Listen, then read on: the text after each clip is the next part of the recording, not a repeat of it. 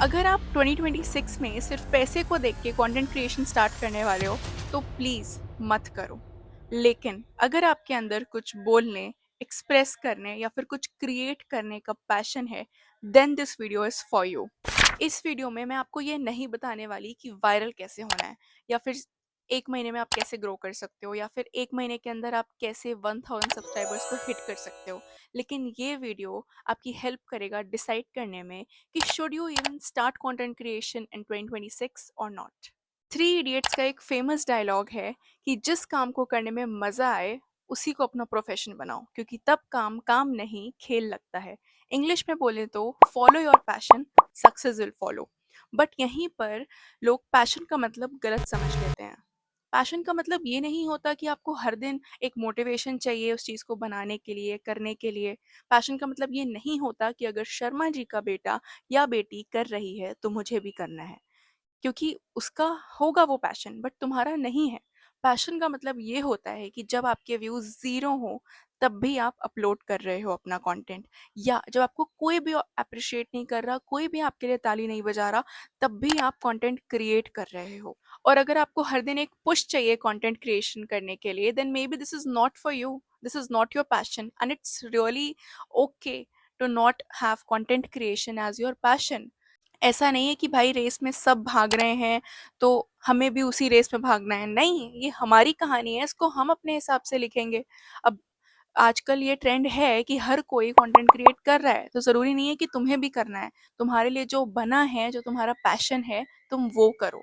But अपना passion ढूँढो कि किस चीज़ को करने में तुम्हें सबसे ज़्यादा मज़े आते हैं, वही है तुम्हारा पैशन। मुझे भी एक दिन सुबह ऐसे ही उठ के नहीं रियलाइज़ हुआ कि ओह! कंटेंट क्रिएशन तो मेरा पैशन है। नहीं, मैं अगर आपको खुद की स्टोरी बताऊँ तो वो ये है कि when I was 16 years old I started affiliate marketing. क्योंकि उस टाइम तो आपको क्या ही आपको दिमाग होता है, उस टाइम तो आपको बस ये लगता है कि पैसे कमा रहे हैं। तो मुझे भी यही था कि एफिलिएट मार्केटिंग नया-नया आया है एंड मुझे पैसे कमाने हैं, so I will do it. And now for affiliate marketing आपको लीड्स जनरेट करने होते हैं एंड वो आप कैसे करोगे? सोशल मीडिया प्लेटफ़ॉर्म पे प्रमोशन करके। सो मुझे रील्स बनानी होती थी, बट उस टाइम ना मेरे पास आईफ़ोन था, मेरे पास एक नॉर्मल फ़ोन था एंड मुझे ना ही पता था कि कैसे शूट करते हैं एस्थेटिकली, क्वालिटी क्या होनी चाहिए, बट मैं करती थी। एंड एकदम भयंकर गर्मी में भी मैंने धूप में बाहर शूट किया है, या एकदम भयंकर कोल्ड में भी, जाड़े में भी मैंने बाहर शूट किया है।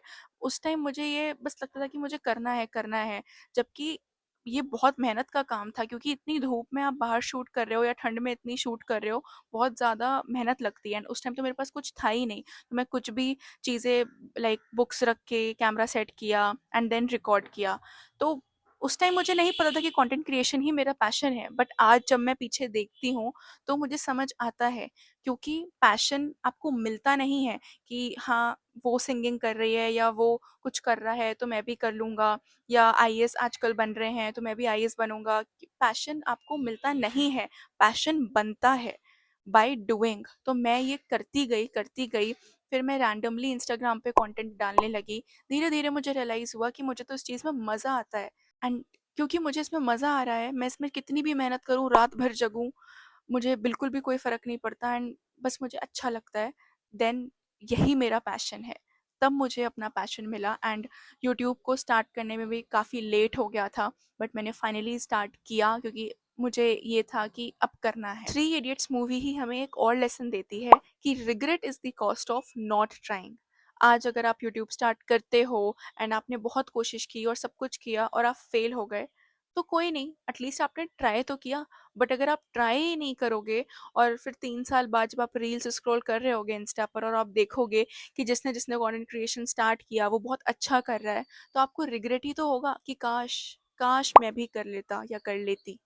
बहुत लोग ऐसा भी सोचते हैं कि अगर मैंने यूट्यूब स्टार्ट कर दिया तो मेरे दोस्त और मेरे रिश्तेदार क्या सोचेंगे, मुझे तो एम्बैरेसमेंट होगी। बट ये याद रखना कि एम्बैरेसमेंट जो है वो टेम्परेरी होती है, बट जो रिग्रेट है ना वो परमानेंट होता है। सो कंटेंट क्रिएशन स्टार्ट करने के लिए आपको सिर्फ 3 चीज़ें चाहिए। पहला, आपका फ़ोन। दूसरा, आप खुद। एंड तीसरा, कंसिस्टेंसी। कोई भी आपको कैमरा या फिर एस्थेटिक सेटअप या फिर लाइटिंग की ज़रूरत नहीं है स्टार्टिंग में। जो फ़ोन आपके हाथ में है वही काफ़ी है एंड बस आप रेडी होने चाहिए अपनी लाइफ़ को शोकेस करने के लिए लोगों के सामने।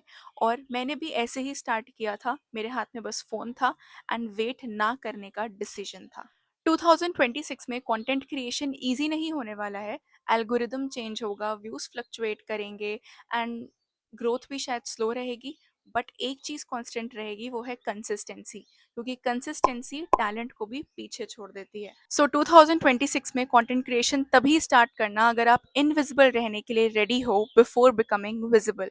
एंड ये सब सुनकर भी अगर आपका मन नहीं कर रहा है कंटेंट क्रिएशन करने का, then trust me, this is your sign. एक और चीज़ जो आपको कोई नहीं बताता, कि स्टार्टिंग में आप बिल्कुल भी परफेक्ट नहीं होने वाले हो। आपको अपनी फर्स्ट वीडियोस बहुत ऑकवर्ड लगेंगी, आवाज़ वियर्ड लगेगी और बहुत कुछ आपको लगेगा कि लोग जज करेंगे एंड ऑल, बट ये सब बहुत नॉर्मल है। हर कोई इस फेज़ से गुज़रता है। और पैशन का मतलब ये नहीं होता कि आप एकदम परफेक्ट हो। पैशन का मतलब होता है कि आप उस चीज़ को इम्प्रूव करते जा रहे हो बिना रुके। एंड जो लोग आज आपको कैमरा के सामने बहुत कॉन्फिडेंट लगते हैं, वो भी कभी अनकंफर्टेबल थे। So yes guys, that is all about this video. I hope you liked it and इस वीडियो ने आपकी हेल्प की होगी एंड आप 2026 में कंटेंट क्रिएशन स्टार्ट कर दोगे। So yes, thank you for watching this video, and if you really liked it, do like, comment, share and subscribe to my channel Life with Vidushi. मिलते हैं next video में, till then bye bye।